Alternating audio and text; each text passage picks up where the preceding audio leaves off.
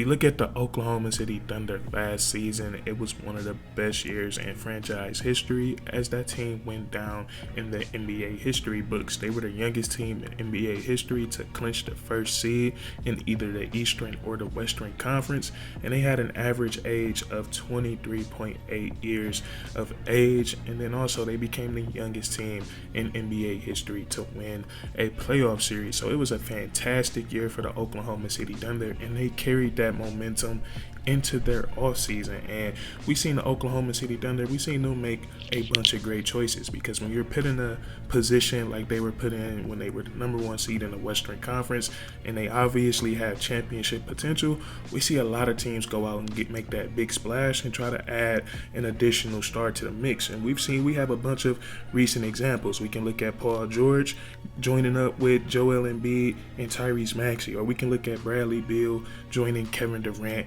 and Devin Booker in Phoenix. So the Oklahoma City Thunder, they decided not to go that route because they know they have some great synergy and some great chemistry with this team, especially between the best three players on their team. When we look at gilgeous-alexander, and when we look at Chet Holmgren, and when we also look at Jalen Williams. So what they did, they went out and got two terrific players that can come in and feed this synergy and feed this great team chemistry without messing up the way that the Oklahoma City like to perform on either the offensive or the defensive side of the ball. And those two guys I'm alluding to is Alex Caruso, who they acquired via trade from the Chicago Bulls, giving up Josh Giddey, and then they also signed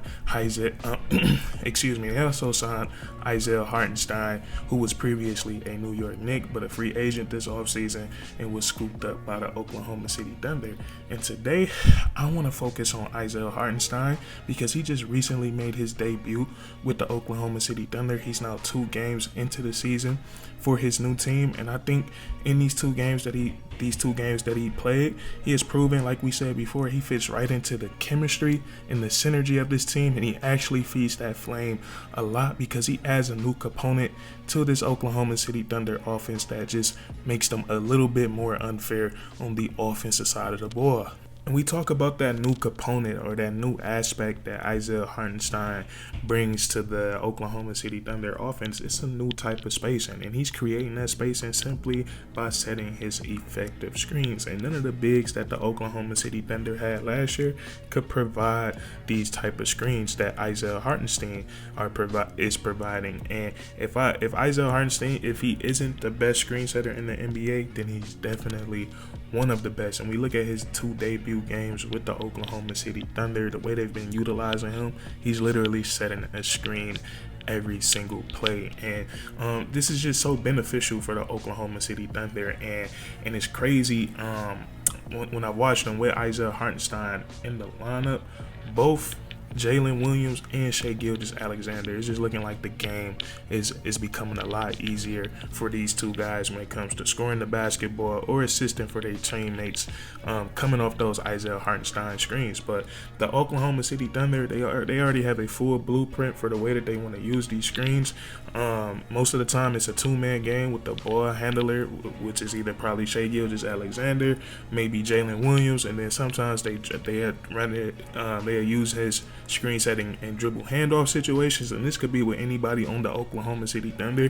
It could be with Alex Caruso, it could be with Lou Dort, it could be with Isaiah Joe, because when you have those shooters coming off that dribble handoff, this is when it makes things so challenging for the opposing team. And you can look in this most recent game against the Sacramento Kings. The Oklahoma City Thunder, they were able to do so many different things off the effectiveness of those Isaiah Hartenstein screens, because we got to remember the Oklahoma City Thunder, they do move the ball a lot, they do share the ball a lot, but their offensive, the way they play the game on the offensive side of the ball is very simple. It's pace and space. They like to get up and down, and they like to exploit mismatches, and they have some really good guys that are good at exploiting one-on-one matchups. And once they get to doing that, guys get to cutting, guys start getting wide open threes, they start moving that ball, and it's some pretty tough offense to stop. So now when you have Isaiah Hartenstein, who's literally eliminating whoever he's setting that screen on, now the pressure is all ball on the opposing team's big. And tonight, that was Domantas Sabonis. He had some tough decisions. He had some tough decisions to make because he has Jalen Williams and he has Gilgeous-Alexander coming off these effective screens, and he can't do anything with neither one of those guys in the perimeter. And at first, he was playing in the drop coverage, and Gilgeous-Alexander and Jalen Williams are both really good mid-range shooters. So once he started to come up, now they're driving right past him, and then once that happens, once you can drive right past the big and you start to penetrate inside, that's when all hell breaks loose for the opposing team. Now guys are getting cuts. Now the defense is rotating. They're finding wide open shooters, and that's exactly what we saw from the Oklahoma City Thunder in their recent win. And they're getting all this easy offense, starting with that Isaiah Hartenstein two-man game. Every time he sets a screen, is literally inhaling that opponent. So adding that screen setting to these type of skillful basketball players, and aside from this elite floor spacing from Isaiah Hartenstein, you are getting so much more on both the offensive and the defensive side of the ball.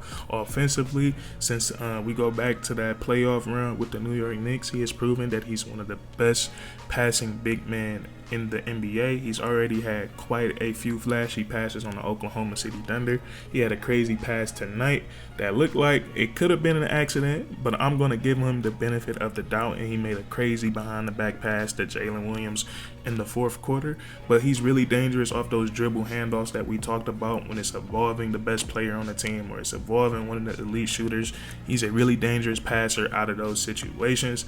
And then also he's gotten so much better. He looks so much better and so much more comfortable as a finisher around the rim than what he was with the New York Knicks. And don't get me wrong, he was very decent on the New York Knicks, but that little left hand push shot that he likes to throw up, it looks real money. It looks real money, and it looks a lot more efficient this season. So that's a great thing for the Oklahoma City Thunder because he's flashing to the rim, he's cutting to the rim at the perfect times, and he's been able to capitalize each and every time. Because the Oklahoma City Thunder, they have two guys that are so good at getting downhill and drawing attention, and it's gonna bring the big every time. So for them to have another guy that's reliable while Chet Holmgren is out, to be able to put that pressure on the rim as a rim running big, that is big time. So they're getting that on the offensive side of the ball, and then also they're getting an elite rebounder, an elite offensive rebounder, and an elite defensive rebounder. We look at him in his matchup against Domantas Sabonis, one of the best rebounders in the NBA, led the league in rebounds in the NBA, if I'm not mistaken, last season. He gave him a real battle on tonight on the boards. They both finished with 10 boards, so he's really good in that aspect. And then also he can have a game getting hot defensively. In his debut game with the team against the Portland Trailblazers, he had 14 rebounds and 4 blocks, so he can get up and protect the rim sometimes as well. So the Oklahoma City Thunder, such a great pickup bringing in Isaiah Hartenstein, and I think he's going to take this team to a higher level than what they already are right now, which is crazy. Adding that screen setting to these type of skillful basketball players, shout out to Jalen Williams. The more and more I watch him, he stands out to my eyes each and every time. He is so special. I like how physical and how feisty he is on both the offensive and the defensive side of the ball. And then offensively, he has a nice softness and a nice finesse to his game. They're very, very special. So the Oklahoma City Thunder, they're in a really, really great situation. We still haven't seen this team with their full man rotation with both Isaiah Hartenstein and Chet Holmgren and Jalen Williams and Alex Caruso.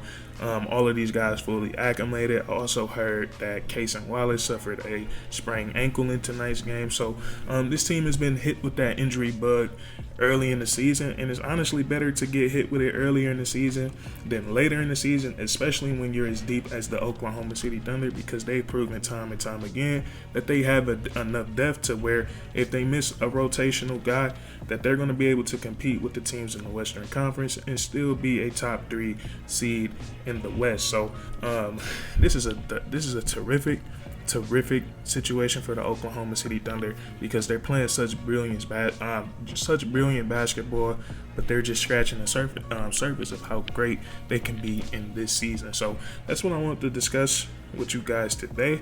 If you guys enjoyed this video, please leave a like, comment down below if you agree or disagree, and then subscribe for more weekly content. We do this all the time, man, and that's curtains.